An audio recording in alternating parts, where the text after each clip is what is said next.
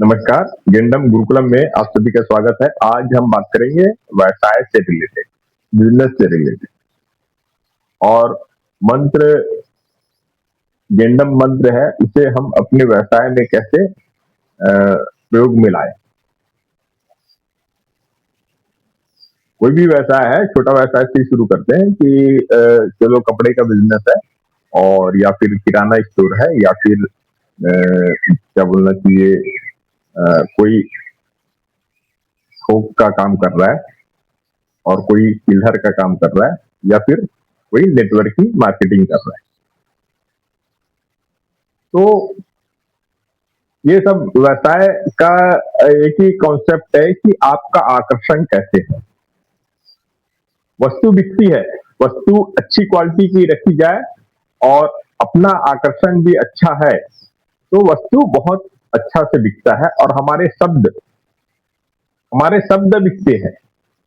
शब्द कितना अच्छा है, आप कितने अच्छे लोगों को अच्छी बातें बता रहे, अच्छी बात समझा रहे और आप अपने व्यवसाय की क्वालिटी गुणवत्ता को बता रहे हो, साथ ही साथ आप एक मतलब एक रिलेशनशिप उनके साथ मजबूत कर रहे हो ग्राहक के साथ। ग्राहक कहा जाता भगवान है और भगवान स्वरूप ही उसका हमको उनको उनके साथ व्यवसाय करना चाहिए, बातें करनी चाहिए। तो शुरुआत कहाँ से करें?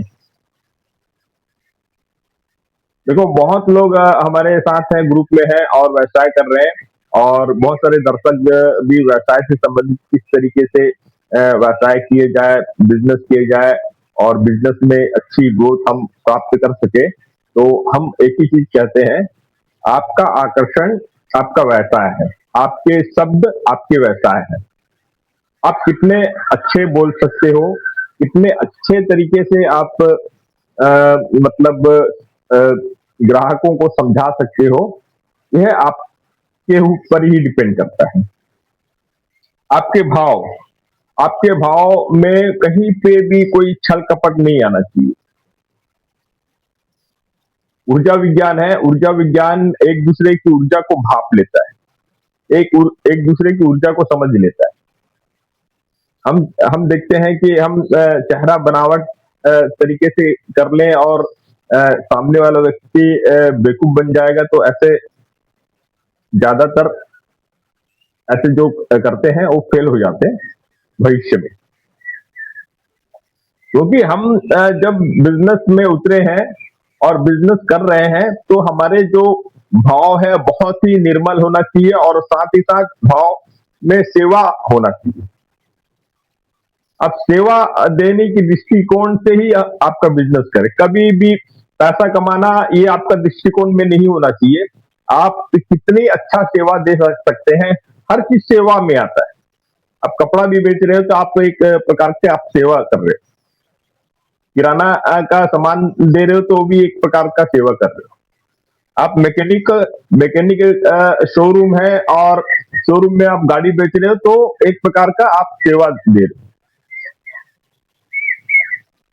और सेवा देते समय हमेशा गारंटी वाला ही सेवा देने की कोशिश करें, ताकि कस्टमर आपके ऊपर विश्वास करे और विश्वास ही ऐसा है कि वह कस्टमर एक से दूसरे से तीसरे तक पहुंचाता है। मतलब बातचीत करके एक कस्टमर अगर हमारा बन गया है, हम उनके लिए सर्वश्रेष्ठ है और वो हमारे लिए सर्वश्रेष्ठ है, तो ये मानिए वो हर आदमी तक आपकी बात पहुंचाएगा। लेकिन दिक्कत कहाँ होती है ये भी आपको बता रहा हूं। हम जैसे बोल रहे हैं, शायद बहुत सारे व्यवसाय करने वाले लोग ऐसे करते हैं, लेकिन उसके साथ जो और सदस्य रहते हैं, घर के सदस्य हो सकते हैं और कोई कर्मचारी हो सकता है, क्या वो ऐसे ही कर रहा है? क्या आप जैसे हम जैसे बताए हैं वैसे वो आपके घर के सदस्य आपके बिजनेस में बैठने के बाद उसे करता है? क्या वो लोगों को आकर्षित कर रहा है या फिर उनके दिल को ठेस पहुंचा रहा है? इस बात को बहुत ही ज्यादा अच्छी तरीके से समझना है। और कर्मचारी हो गए, कर्मचारी क्या पेमेंट के लिए आ रहे हैं, तो वो उनके मन में क्या भाव है। आप सेठ हो और आप ही उनको पेमेंट कर रहे हैं, ये अगर भाव उनके मन में है तो ऐसे बिजनेस आगे नहीं बढ़ सकता। जो भी देखो, हम भी सेठ हैं, हम भी काम कर रहे हैं, हम भी काम करके मेहनत करके हम पैसा बना रहे हैं, और हमारे जो कर्मचारी है वो भी काम कर रहा है और उस काम से उसको पैसा मिल रहा है, ना कि सेठ अपना जेब से पैसा दे देता है। तो भाव उनमें ये बनाइए, जो भी कर्मचारी है, जो भी घर के सदस्य हैं, अगर आपके साथ काम कर रही है, उनमें ये भाव बनाइए कि आप इस कंपनी के खुद के मालिक हो और आप जो भी मेहनत कर रहे हैं उससे आपका घर चल रहा है, आप उसकी आय निर्भर है। ये कहीं हद तक हमारे जो प्राण ऊर्जा है इसको व्यवस्थित करने का ही माध्यम है। अगर हम अपनी नीयत साफ है और गेंडम मंत्र का उपयोग कर रहे हो, और साथ ही साथ हम अपने वर्कर, हमारे घर के सदस्य जो भी हमारे साथ काम कर रहे हैं, उनको भी आप परखिए, तौलिए, देखिए उनकी नीयत कहां तक साफ है और कहां तक उनकी प्राण ऊर्जा, ऑरा मंडल है। और ज्यादातर आपको ही यह शिक्षा देनी है अपने घर के सदस्यों को और कर्मचारियों को। आप ऑनर हो और आप चाहते हो कि आप सेवा भाव से बिजनेस को कर रहे हो, और आपके घर के सदस्य कोई भी उस भाव को ही अपनाए, कर्मचारी उस भाव को ही अपनाए। जब तक सेवा भाव और नियत बिजनेस में क्लियर नहीं रहेगा, बिजनेस में ग्रोथ नहीं आता है। इसीलिए ऑनर होने का फर्ज ये है, हमेशा अपने कर्मचारी को प्रोत्साहन करें, सदस्यों को प्रोत्साहन करें, लोगों उनसे कैसे बात करना है, कैसे डील करना है, उसके बारे में बताया, समझाए। ये आपका बिजनेस को आगे बढ़ाने का ट्रेनिंग निरंतरता होना चाहिए। हम करीब 8, 10, 20 सदस्यों के साथ भी काम करें, तो 8-20 सदस्यों के काम को तो आप समझा दिए हो, लेकिन उसमें अपना मतलब उद्देश्य को, पूरा विजन को क्लियर करें कि आप कैसे लोगों के भलाई के लिए कर रहे हैं, और आप भी सोचिए कि ऐसे ही आपको भलाई के लिए करना है।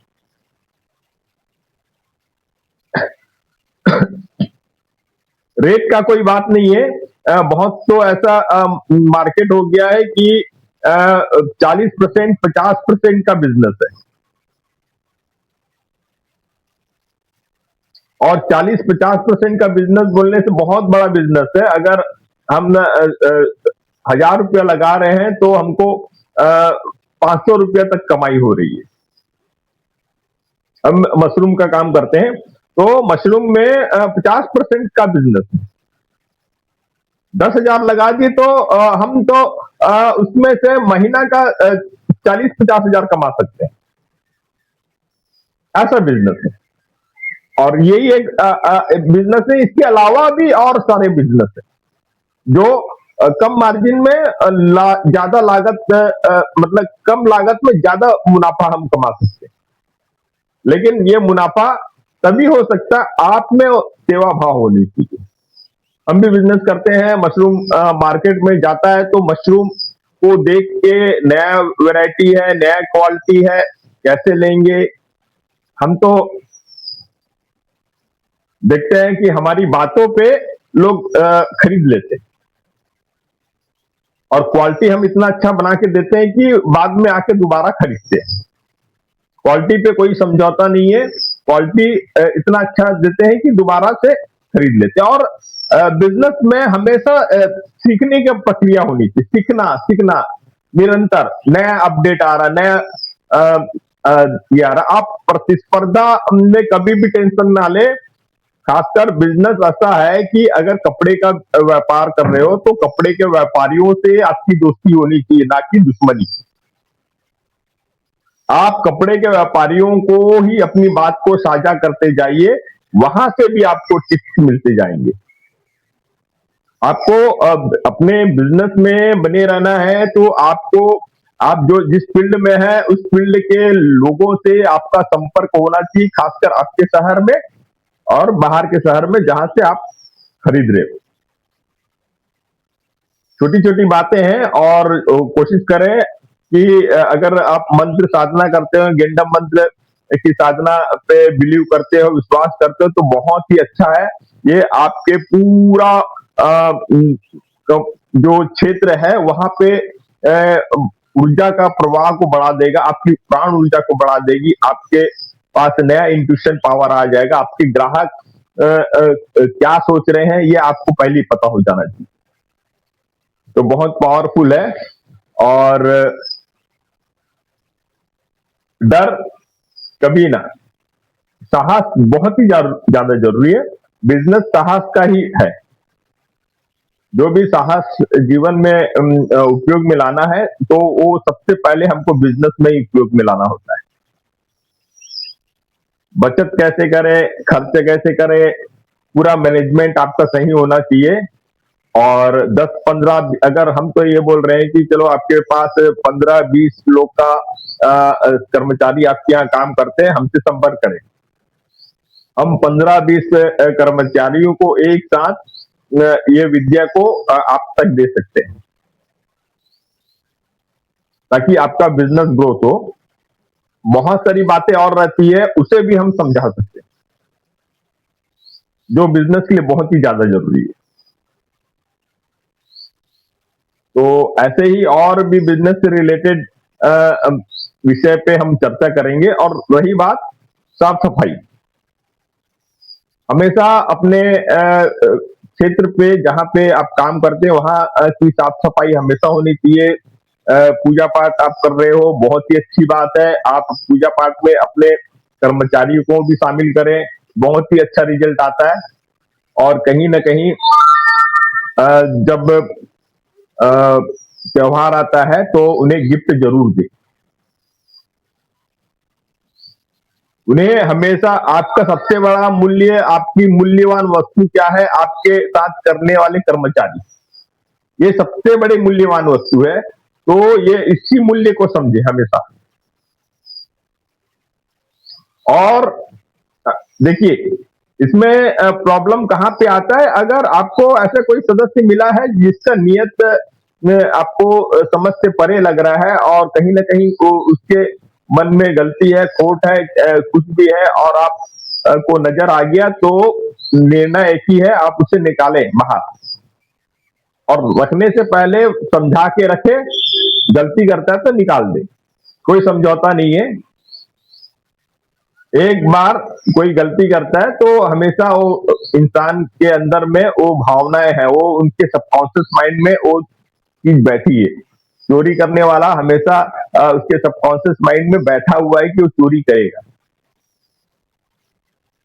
उसे हम अपने जड़ से नहीं निकाल सकते।